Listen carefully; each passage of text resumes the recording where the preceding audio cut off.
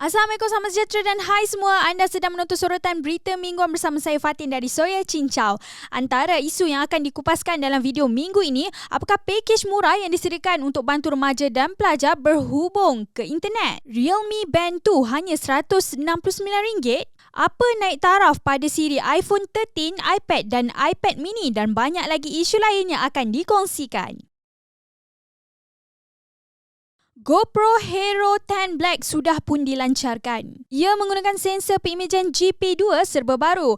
Pada sudut resolusi rakaman, ia menyediakan resolusi 5.3K pada 60 frame rate per second dan rakaman gambar pegun pada 23 megapiksel. Daripada sudut firmware, mereka menambah baik segala yang sedia ada dari edisi sebelumnya seperti Hypersmooth 4.0, Time Wrap 3.0, mode webcam sehingga 1080p, Height Horizon Leveling Tilt dipertingkat kepada 45 darjah dalam mode 4K 60, 2.7K 120 dan 1080p 120 serta paparan hadapan lebih responsif dan tinggi refresh rate. GoPro Hero 10 Black akan mula dijual penghujung September 2021 di kedai-kedai terpilih seluruh Malaysia pada harga RM2,399. Rupa model ni sama macam GoPro Hero 9 Black, tetapi dalamnya banyak dinaik taraf. Anda tertarik tak dengan spesifikasinya atau anda rasa biasa je? Xiaomi telah melancarkan tablet baru paling berkuasa mereka iaitu Xiaomi Pad 5 ke pasaran antarabangsa. Tetapi hanya versi biasa, tiada versi Pro diumumkan. Xiaomi menggunakan sistem operasi khusus tablet MIUI 4 Pad. Ini membantu menggunakan perisi yang lebih berkesan untuk skrin besar mirip iPad OS. Xiaomi turut memperkenal aksesori Xiaomi Smart Pen.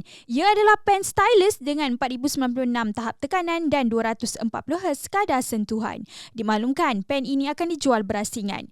Ia dikuasakan oleh chip flagship Qualcomm Snapdragon 860. Bersamanya adalah RAM LPDDR4X 6GB dan storan UFS 3.1 sehingga 256GB. Bateri berkapasiti 8720 mAh, kuasa mengecas disokong sehingga 33 watt dan kepala pengecas ada diberikan di dalam kotak. Skrin LCD berukuran 11 inci dengan resolusi 2K WQHD+. Ia memiliki kadar penyegaran setinggi 120Hz dan menyokong teknologi Dolby Vision. Kamera ada dua, di belakang 13 megapiksel dan hadapan 8 megapiksel. Xiaomi umum harga jualannya di Eropah serendah EUR349 bersamaan RM1,711. Masih belum diketahui bila ia akan dijual di Malaysia. Kalau harga yang sama jika ia dijual di Malaysia, saya rasa berbaloi. Anda rasa okey tak? Antara iPad dan Xiaomi Pad 5, anda pilih yang mana satu? Xiaomi melancarkan siri Xiaomi 11T. Ia menawarkan prestasi kelas flagship pada harga yang lebih mampu dimiliki daripada model pesaing dengan spesifikasi yang sama. Ada dua model dalam siri ini, Xiaomi 11T dan Xiaomi 11T Pro. Xiaomi 11T Pro dilengkapi kuasa Snapdragon 888 bersama RAM LPDDR5 sehingga 12GB dan storan sehingga 256GB. Skrin daripada jenis AMOLED memiliki kadar penyegaran adaptif 120Hz. Kaca Corning Gorilla Victus menjadi lapisan luar skrin, tetapi pengimbas cap jari terletak di butang kuasa di sisi. Ia ada 3 kamera belakang, kamera utama 108 megapiksel berkeupayaan rakam video 8K, kamera ultra lebar 8 megapiksel dan kamera telemakro 5 megapiksel dengan autofocus 3 sehingga 7 cm dari subjek. Kamera hadapan 16 megapiksel. Dengan Xiaomi 11T Pro, Xiaomi memperkenal pengecasan pantas Xiaomi Hypercharge 120W. Ia boleh mengecas penuh bateri dual sel 5000 mAh di dalamnya dalam masa 17 minit saja.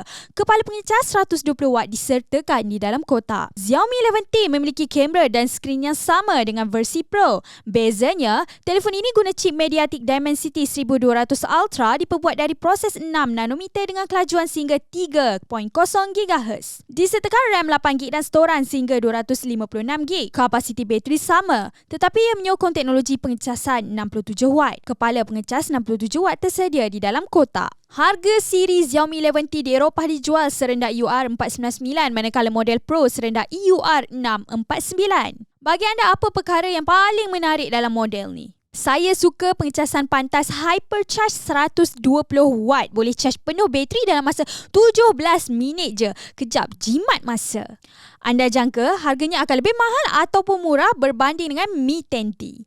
Terdapat 4 model dalam keluarga iPhone 13 iaitu iPhone 13 mini, iPhone 13, iPhone 13 Pro dan iPhone 13 Pro Max. Apple Malaysia kekalkan harga siri iPhone 13 sama seperti siri iPhone 12 ketika dilancarkan tahun lepas. Ini perubahan yang perlu diketahui. Semua siri iPhone 13 menggunakan chip baru A15 Bionic. Bagi iPhone 13 dan iPhone 13 mini, storan terkecil kini adalah 128GB bukan lagi 64GB. Ia diikuti storan 256GB dan 512GB. Skrinnya dinaik taraf di gelas Super Retina XDR OLED, memiliki kecerahan setinggi 800 nits. Untuk iPhone 13 Pro dan iPhone 13 Pro Max pula dinaik taraf skrin ke promotion 120Hz dan ada satu pilihan storan tambahan iaitu 1TB. Susunan kamera iPhone 13 mini dan iPhone 13 kini sengit, tidak lagi tegak. Apple menyatakan bateri siri iPhone 13 lebih besar. Bagi iPhone 13, ia ada hayat bateri 2.5 jam lebih panjang berbanding iPhone 12. Di iPhone 13 mini pula, baterinya 1.5 jam lebih lama daripada iPhone 12. Tempahan awal siri iPhone 13 di Malaysia akan dibuka mulai 1 Oktober 2021 dan ia akan mula dijual pada 8 Oktober 2021. Siri iPhone 13 ini boleh didapati pada harga serendah RM3,399 dengan storan 128GB. Apple memperkenalkan iPad baru generasi ke-9. Ia dinaik taraf dengan beberapa ciri yang sebelum ini hanya terdapat di iPad Pro. Ia menggunakan chip lebih berkuasa A13 Bionic dengan enjin Neural. Storan paling kecil digandakan kepada 64GB dan paparan iPad ini ditambah ciri True Tone yang mengubah kecerahan skrin secara automatik mengikut suasana sekitar. Apple akan menyediakan iPad Gen 9 dengan sistem operasi terbaru iPadOS 15. Untuk iPad mini pula, boleh dikatakan ia memiliki banyak ciri-ciri seperti iPad Pro tapi dalam badan yang kekal kecil.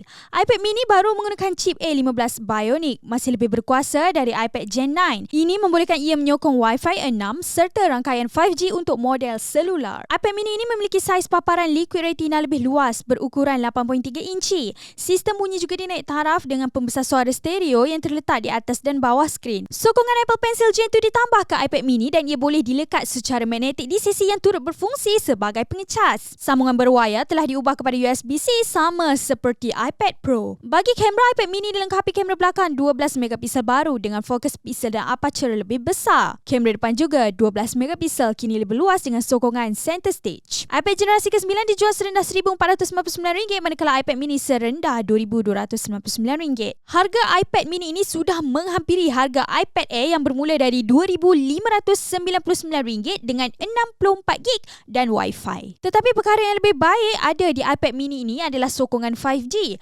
iPad Air hanya sokong LTE. Menteri Komunikasi dan Multimedia Tan Sri Anwar Musa telah mengumumkan pakej remaja dan peranti keluarga Malaysia. Ia menawarkan data mudah alih untuk remaja dan pelajar yang lebih mampu milih untuk bantu mereka berhubung ke internet. Pakej ini akan disediakan oleh syarikat telekomunikasi yang terlibat dan mereka yang layak akan dapat mendaftar pakej ini pada pertengahan bulan Oktober nanti. Dalam kenyataan tersebut, belia hanya perlu membayar RM30 untuk menerima 20GB data yang sah selama 3 bulan. Data pakej Prabaya ini boleh digunakan untuk semua perkara tanpa ada sekatan penggunaan.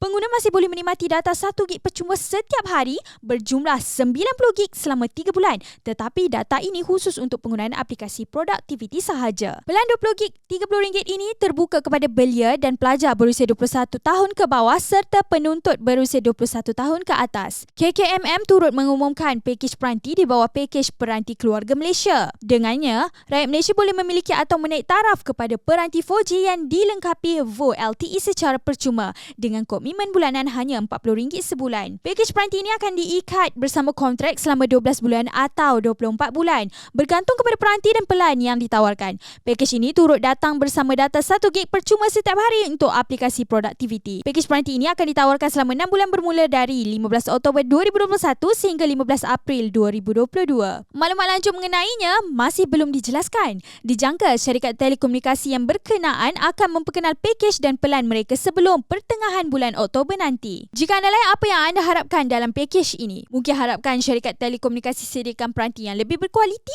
Atau rangkaian internet yang laju? Realme lancarkan gelang tangan kecergasan yang baru iaitu Realme Band 2. Pasaran Malaysia adalah yang pertama menerima peranti ini. Produk ini dijual pada harga RM169 di luar tempoh promosi, tapi pada hari pertama jualannya iaitu pada 20 September 2021, anda boleh dapatkannya pada harga RM139 sahaja di Lazada. Realme Band 2 ada paparan berwarna sebesar 1.4 inci. Kecerahannya pada 500 nits. Dua sensor yang terbina pada aksesori tangan ini ialah accelerometer dan pengimbas nadi. Untuk beraktiviti 90 mod sukan dimasukkan terus dalam gelang ini yang akan dikemas kini daripada masa ke masa secara OTA. Ia turut mampu salurkan notifikasi daripada telefon untuk beritahu sekiranya ada mesej ataupun panggilan masuk. Menarik sangat harganya kan? Bukan sahaja boleh dapatkannya untuk bersukan tetapi boleh juga digunakan untuk pantau kesihatan. Betul tak? Anda pernah tak alami masalah hayat bateri telefon singkat? Tahu tak? Salah satu cara untuk elakkan perkara ini berlaku ialah dengan menidurkan aplikasi. Untuk ketahui dengan lebih lanjut, anda boleh baca artikel tips 9 cara mudah panjangkan hayat bateri telefon di portal Soya Cincau BM. Baiklah, sekiranya anda ada soalan atau komen, sila nyatakan di bawah. Jika sukakan video ini, sila tekan like dan subscribe saluran YouTube Soya Cincau BM. Ikuti kami juga di Facebook, Twitter, Instagram dan TikTok. Saya Fatin dari Soya Cincau. Kita jumpa lagi pada video yang akan datang. Bye!